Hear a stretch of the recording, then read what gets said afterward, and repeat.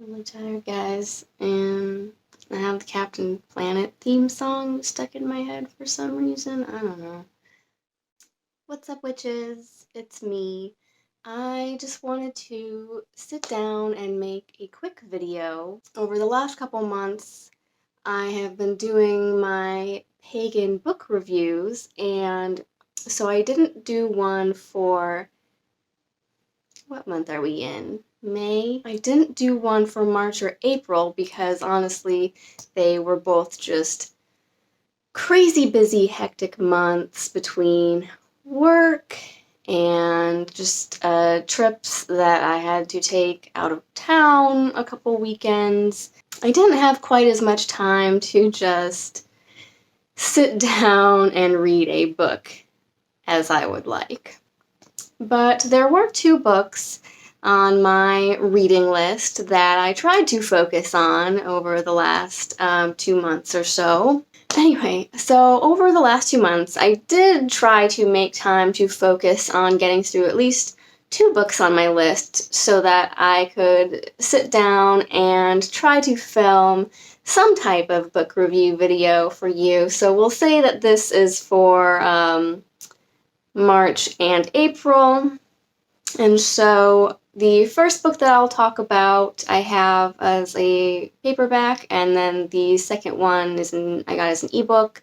And so I'll, put links down below as always, but let's get into it. All right, so the first book that I have been reading over the last 2 months is this Llewellyn's 2021 Magical Almanac. And I picked this up at Barnes & Noble and just the New Age book section as I was skimming their wares. So I picked this up just to see what a magical almanac entails. I was like, what the hell do you include in a magical almanac? Because we've all heard of the Farmer's Almanac. But yeah, I picked up this Llewellyn's Magical Almanac. I think I have one other book by this Llewellyn's company. So they seem to make a lot of witchcraft related books. I think I have their little tiny Llewellyn's book on Yule that my aunt gifted to me. So these are definitely, I would say, more Wicca eclectic witchcraft based, especially this book, because my only qualm with it, I didn't really skim through it in the store or even for a while after I actually picked it up. When it comes to the actual almanac, it's only this much of the whole book. And what that part does is just lays out, by each month and calendar day, it'll kind of give a random holiday, and so it runs the gamut from everything from, let's look up what today is. Today is Tuesday, May the 4th, when I'm filming this, so May the 4th be with you. And it says that today is, the holiday that it just has listed is Teacher Appreciation Day.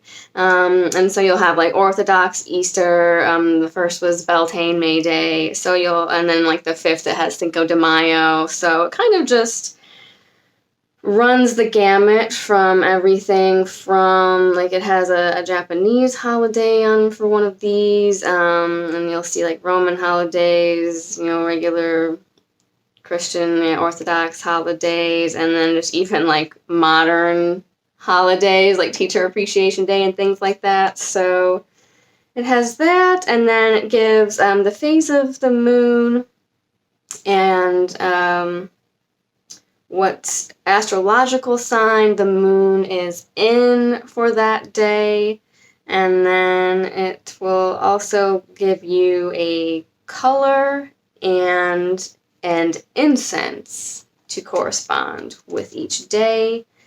And I believe it says here that the color and incense for the day are based on information from a work called Personal Alchemy by Amber Wolf and relate to the planet that rules each day. So there are definitely, I would say that this book is very eclectic witchcraft or eclectic paganism based, whatever you want to call it. It just says practical magic for everyday living here on the cover. And outside of the almanac itself, the rest of the book is split up into chapters based on each element. So there's a chapter for earth magic, air magic, fire magic, and water magic. And then there's also a separate little kind of addendum at the end for color magic. So under each of those categories, you kind of have short essays or articles written by different practitioners, and you really see a spectrum in this book of all different types of pagan practices, which is nice. There's a chapter on seeking Hecate, who's a Greek goddess of witchcraft, and let's see, the one that I found I think will come in very handy is there's one under air magic, because air is the element of like communication and intellect. So there was an essay on organizing group rituals over the internet, which I thought was cool. So definitely a lot of things that you can incorporate in everyday modern practices. And then there was even a chapter on like angel names and like numerology as it relates to like archangels and guardian angels and that type of thing. And then under water magic, there's a chapter on herbal tea magic, weather magic. So all kinds of interesting things, I think, to be gleaned from this. But overall, I would say if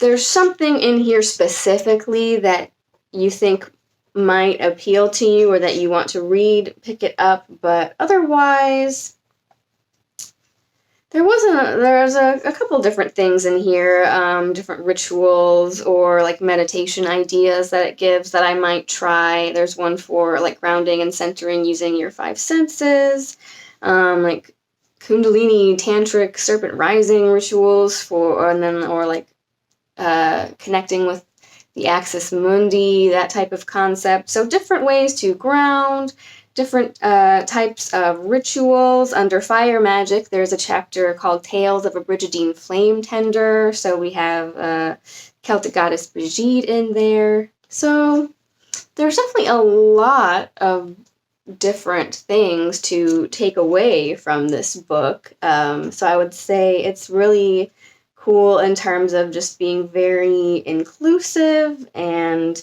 even though there wasn't really anything in here for Norse paganism specifically, as a modern, more eclectic neo-pagan, I think there's definitely a lot of practical applications that you could take from things in this book and apply them to your own practices if you wanted to. But in terms of specific uses, there might be one or two rituals that I'll go try to adapt or practice from this book.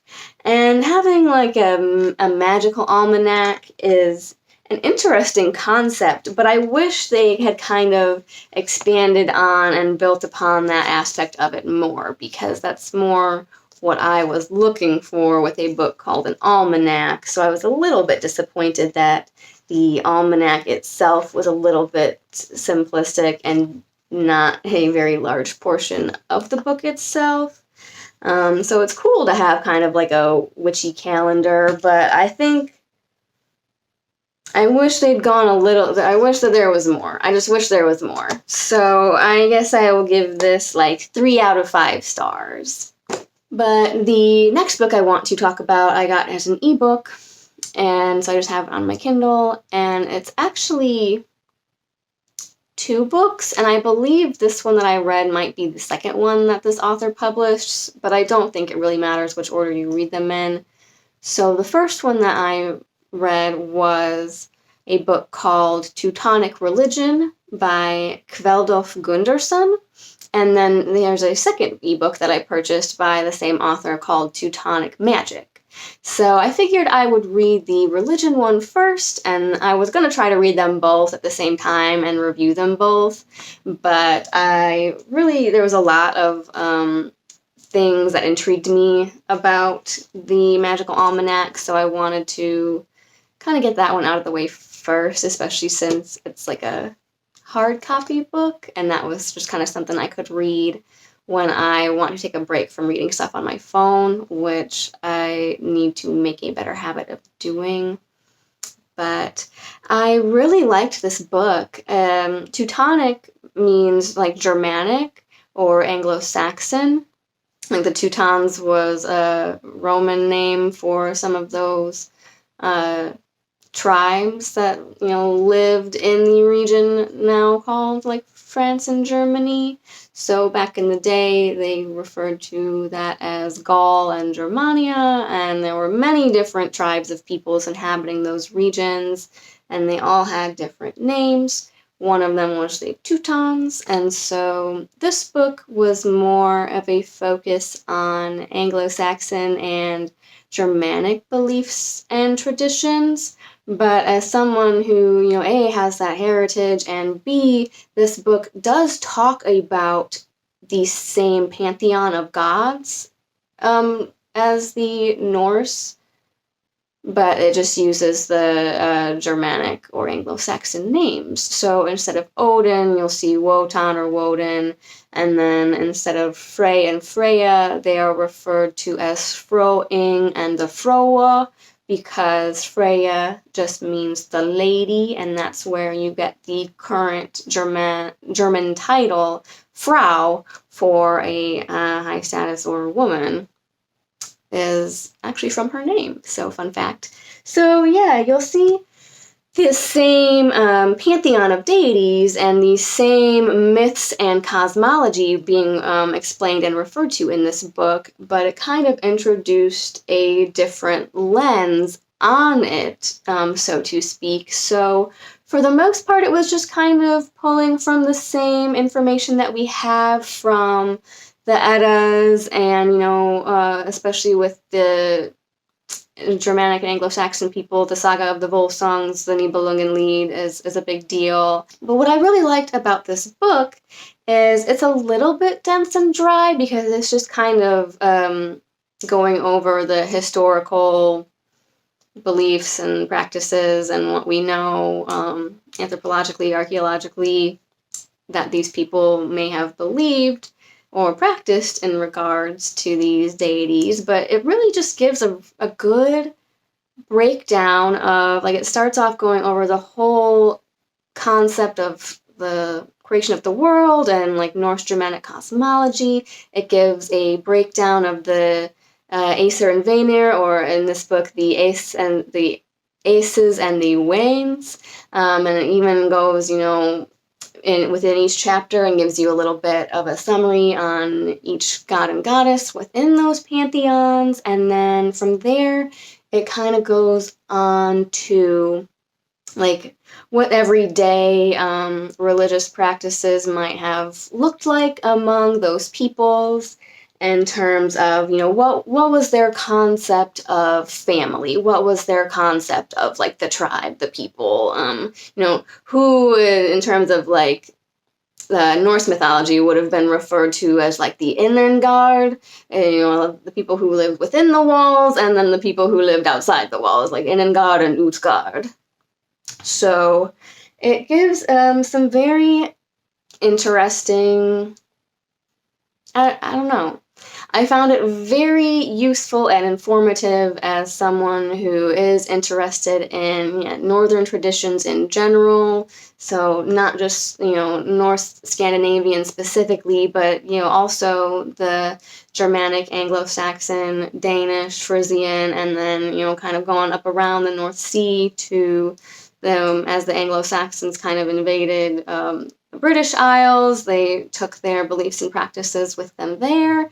And so I feel like all of these peoples and groups and their beliefs would have been very much related and not wholly foreign to one another, is what I'm saying. You know, obviously within this book we have Odin and Wotan as just two names for the same god. So they were telling the same stories about the same beings, just with slightly different names, slightly different versions, slightly different accounts. And that's what I think is so fascinating about reading up on the mythologies specifically.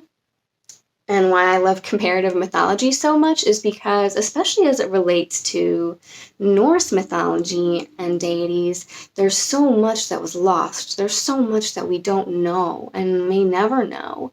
And especially in terms of like the goddesses and Freya, because, you know, the Eddas really just focus more on the Aesir and, you know, the deeds and heroics of like Odin and Thor. Because, and I could see why, because like those are fun stories. Those are the kind of stories that people would have told around the fire back in the day to entertain and regale each other. So those were the ones most commonly talked about and most commonly passed down. And so that would have probably been the ones that you would just hear most frequently if you were going to compile those types of things. And, you know, I think Snorri Sturluson probably had his own motivations for what stories he told and the way in which he copied them down. I don't know what those motivations would have been 100%. You know, there are people who say that he was totally 100% hardcore Christian monk, and then I've heard people say that he was actually a secret pagan. So, but if we can turn to some of those closely related families in terms of people who lived in nearby regions and might have had common beliefs and practices, and see what were their stories, what were their gods. But yeah, this book, Teutonic Religion, was very informative. It not only talks about, you know, ancient beliefs in terms of just their overall culture and how they lived their lives, but also it then goes into like modern day pagan practices and gives breakdowns and tips and advice for how to incorporate those traditions and beliefs into modern day rituals, gives some even, I think, like pagan prayers and sample rituals that you can read and pull from, which is always nice. I would definitely, like, 5 out of 5 in my book. I highly recommend if you are interested in Northern traditions, whether it be Norse paganism specifically or just like, yeah, Anglo-Saxon, Brythonic, Germanic, Northern pagan traditions in general, definitely check out this book. I'm very excited to now delve into the second one, which is Teutonic Magic, especially as the book that I'm currently reading is The Norse Shaman. So now that I've gone back, I've kind of rehashed what I've already learned and picked up along the way in terms of previous things that I had dabbled in or read up on in terms of just like Wiccan beliefs and practices and things like that, and then brushed up on my Norse mythology, reading the Eddas and listening to Neil Gaiman's audiobook, which I also highly recommend if you want an audiobook version of those stories. He does a really great job.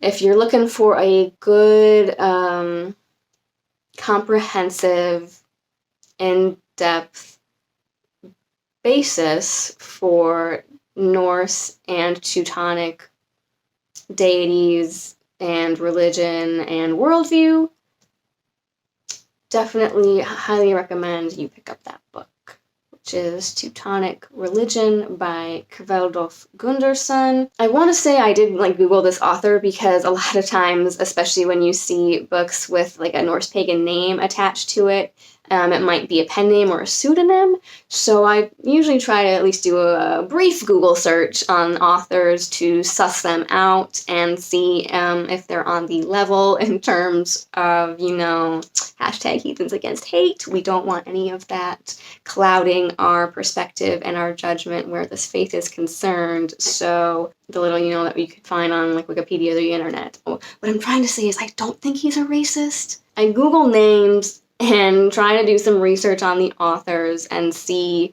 who are they affiliated with, what circles do they run with, and go from there on how much information I'm going to take, or if I even want to take any information in from them at all. So just be cautious, be vigilant, do your homework. I hope that these videos are helpful and informative for you. I definitely went off on a ramble there toward the end. We'll see how much of that actually stays in the video, but until next time, stay classy, pagans.